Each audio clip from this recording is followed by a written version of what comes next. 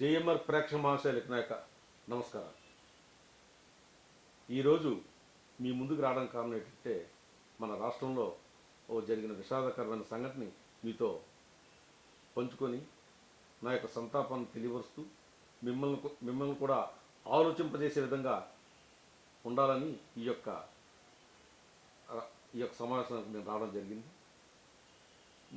అసలు ఈ రాష్ట్ర ప్రభుత్వంలో ఎన్నో సంక్షేమ పథకాలు ఎంతోమందికి రాష్ట్ర ప్రభుత్వం చేకూరుస్తుంటే వారు ఆ పథకాలు అందుకొని వారి యొక్క ఆనందాన్ని వ్యక్తం చేయడం కోసం సోషల్ మీడియాలో ఎవరెవరికో ఇంటర్వ్యూలు ఇస్తున్నప్పుడు ఇలాంటిది కూడా భరించలేని స్థితిలో కొంతమంది సైకోలు పేదలకు మంచి జరిగినా భరించలేరు అని ఇలాంటి కొంతమంది సైకోలు కొంతమంది సైనికులు వారి యొక్క వ్యక్తిగత జీవితాల్లోకి వెళ్ళి వారిని ట్రోలింగ్ చేస్తూ ఆత్మహత్యలకు పురుగొల్పడం చాలా విషాదకరమైన వార్త. మన సీఎం వైఎస్ జగన్ గారి ప్రభుత్వంలో పేదలకు మంచి జరిగినా తమకు ప్రయోజనం కలిగిందని చెప్పినా అటు పెత్తందారులు ఇల్లో మీడియా సోషల్ మీడియాలో విపరీతంగా విరుచుకుపడుతున్నారు. చంద్రబాబు హయాంలో ఆయన అనుచరులు ఆయన సామాజిక వర్గం వాళ్ళు తప్ప ఎక్కడా సామాన్యుడికి పేదలకు సాయం అందిన దాఖలాలు మచ్చుకైనా కనబడవు. మన గౌరవనీయులు ముఖ్యమంత్రి వైఎస్ జగన్ గారు వచ్చాక కులం మతం ప్రాంతం ఏ పార్టీ వారన్నది చూడకుండా సంక్షేమ పథకాలు అందరికీ అందేలా అమలు చేస్తూ వస్తున్నారు.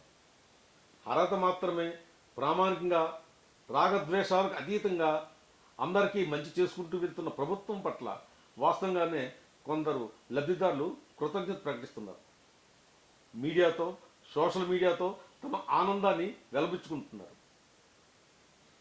దాన్ని కూడా సైతం సహించలేని ఈ ఐటీడీపీ ఎల్లో మీడియా అలాంటి అభిప్రాయాలు వ్యక్తం చేసిన లబ్ధిదారులను వ్యక్తిగతంగా టార్గెట్ చేసి రాయలేని విధంగా దూషించడం బూతులు తిట్టడం పనిగా పెట్టుకున్నారు. ఇదేనా వీరి యొక్క సంస్కారం? వారి కుటుంబాలను వ్యక్తిగత జీవితాలను సైతం దూషిస్తూ పోస్టులు పెట్టి రాక్షస క్రీడా ఆనందాన్ని పొందుతున్నారు. రాక్షస రాజకీయ క్రీడా ఆనందాన్ని పొందుతున్నారు ఈ యొక్క సైకోలు. ఇలాంటి ట్రోలింగ్ భరించలేక పాపం తెనాలకు చెందిన ఓ ఇంటి లబ్ధిదారు గీతాంజలి ఏకంగా ఆత్మహత్యకు పాల్పడ్డారు. తనకు జగనన్న పాలనలో సొంత ఇల్లు మంజూరైందని ఆనందాన్ని వ్యక్తం చేయడం ఆమె చేసిన తప్పు. ఎంత ఘోరం! ఆమెను వ్యక్తిగతంగా దూషిస్తూ ఘోరంగా విమర్శిస్తూ పోస్టులు పెట్టడంతో ఆమె భరించలేక ఏకంగా తనువు చాలించింది. ఇదేనా ఈ సైకోలు చేస్తున్న పని? ఆమె మరణానికి ఎవరు బాధ్యులు? ఆమెకి ఎలాంటి లంచాలు లేకుండా నేరుగా ఇల్లు మంజూరు చేయడమే తప్ప, ఇల్లు వచ్చిందని ఆమె ఆనందం వ్యక్తం చేయడం తప్ప, లబ్ధిదారులు స్వచ్ఛందంగా తమ అభిప్రాయాలు వెల్లడిస్తే వాళ్ళని టార్గెట్ చేయడం, వ్యక్తిగతంగా వేధించడం టీడీపీ ఈ జనసేన పార్టీలకు అలవాటుగా మారిపోయింది.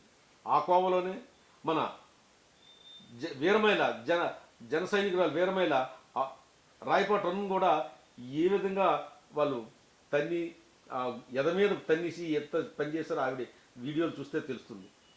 వీళ్ళు ఈ సైకోలు ఈ సైనికులు ప్రజల మనసులను గెలుచుకోలేక ప్రజాదరణ పొందుతున్న ప్రభుత్వాన్ని చూసి ఓరలేక ఆఖరికి లబ్ధిదారులపై నిస్సిగ్గుగా మానసికంగా భౌతిక దాడులకు పాల్పడడం సిగ్గు చేయటైన విషయం.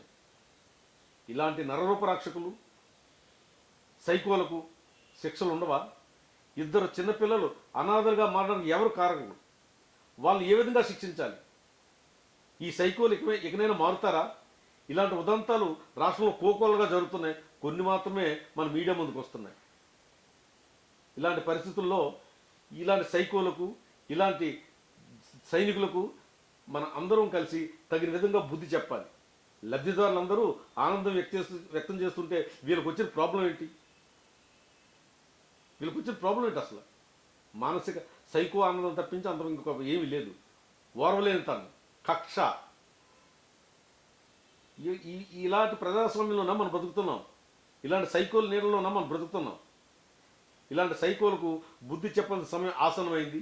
కాబట్టి మీరందరూ ఒకసారి విజ్ఞతతో ఆలోచించండి. ప్రజలారా, మీరందరూ ఒకసారి విజ్ఞతతో ఆలోచించండి. మన జగన్ గారి గవర్నమెంట్లో 85% ప్రజలకు అందరికీ ఏదో విధంగా లబ్ధి చేకూరింది.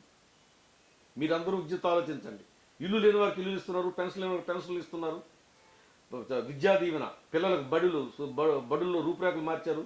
ఆరోగ్యం తాలూకా దాని ఎవరికి కష్టం డబ్బు ఖర్చు పెట్టకుండా ఉచిత వైద్యం అందిస్తున్నారు. ఇలాంటి వాళ్ళందరూ లబ్ధిదారులు ఆనందం పంచుకుంటుంటే ఈ సైకోలు ఈ సైనికులు వీళ్ళందరూ కలిసి ఒక విచ్చలవిడితనంగా రాక్షస శృంఖలంతో నిస్సిగ్గుగా ఆ లబ్ధిని దాన్ని ఎవరైతే ఆనందం వ్యక్తం చేస్తున్నారో వాళ్ళ మీద వ్యక్తిగత దాడులకి, భౌతిక దాడులకి, అలాగే పైశాచిక ఆనందం పొందుతూ ట్రోలింగ్ చేస్తూ పైశాచిక ఆనందం పొందుతున్నారు. ఇలాంటి వాళ్ళందరినీ మనం ఖండించాలి. ఇలాంటి వాళ్ళందరినీ సమాజం నుండి వెలివేయడం కూడా వెనుకాడకూడదు. ఇదే కోవలో మొన్న మధ్య మన చంద్రబాబు నాయుడు గారు బీసీ డిక్లరేషన్ కూడా పెట్టి ఏం సాధించారండి బీసీ డిక్లరేషన్? ఇప్పుడు ఈ గీతాంజలి అనే మహిళ ఎవరనుకున్నారు? బీసీ డిక్లరేషన్ పెట్టి బీసీల మీద అది చేస్తాం ఇది చేస్తామని గొంతు చించుకొని అడుచుకున్న వాళ్ళు వీళ్ళందరూ ఒక బీసీ మహిళని క్రూరంగా చంపడానికి కూడా వెనుకాడలేదు. ఇదా వీళ్ళు మహిళల పట్ల చూపిస్తున్న విజ్ఞత? ఇదా వీళ్ళు మహిళల పట్ల చూపిస్తున్న ఆదరణ, ప్రేమ? కాదే. బయటికి బీసీగా నటిస్తూ, బీసీలంటే మాకు ప్రేమ అని నటిస్తూ ఈ విధంగా ఇలాంటి సైకో ఆనందాన్ని పొందుతున్నటువంటి ఈ ఐటీడీపీ జన సైనికుల్ని వీళ్ళందరినీ మనం నిలదీయవలసిన సమయం ఆసన్నమైంది. ప్రజలకు ఎంతో మేలు చేస్తున్న జగనన్న కార్యక్రమాలని చూసి ఓర్వలేక ఆవిడ ఆనందం వ్యక్తం చేస్తే ఈ బీసీ మహిళను చూడకుండా, అది ఏ మహిళైనా మహిళే, బీసీ అని కాదు, కానీ బీసీ మహిళ చనిపోయిన కారకులు వీళ్ళు. ఇప్పుడు ఆ ఇద్దరు పిల్లలకి రక్షణ ఎవరండి? ఎవరిస్తారు రక్షణ చెప్పండి? ఒకసారి ఆలోచించండి. సైనికులారా, ఐటీడీపీ కార్యకర్తలారా, ఒకసారి ఆలోచించండి. వాళ్ళిద్దరి పిల్లలకి ఎవరు బాధ్యులు? ఇలాంటి మరలా జరగకూడదు. ఇలాంటి మరలా జరిగితే రాష్ట్రంలో చాలా ఘోరంగా ఉంటాయి పరిణామాలు. కాబట్టి ఇకనే మీరు మానుకోండి. ఇలాంటి రాక్షస క్రీడ మని స్వచ్ఛందంగా రాజకీయం చేసుకోండి. రాజకీయంకి ఏముందని మీరు ఏం పని చేశారో చెప్పుకొని రాజకీయం చేసుకోండి. అంతే తప్పించి ప్రజలకు భావ వ్యక్తీకరణ మీరు చేయకుండా అడ్డుదామంటే సూర్యుని అరచేతిలో పెట్టి ఆపడం ఎవరి తరం కాదు. అలాగే వారి యొక్క భావ వ్యక్తీకరణ ఆపడం కూడా మీ తరం కాదు. సో జాగ్రత్తగా ఉండండి. ఇలాంటి పరిస్థితుల్లో ఇలాంటివి రాష్ట్రంలో ఎన్నో జరుగుతున్నాయి.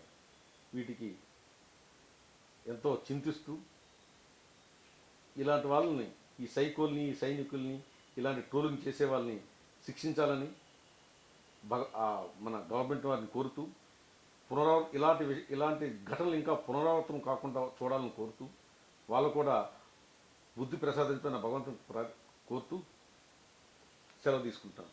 ఇట్లు అప్పారావు బోని, విశాఖపట్నం.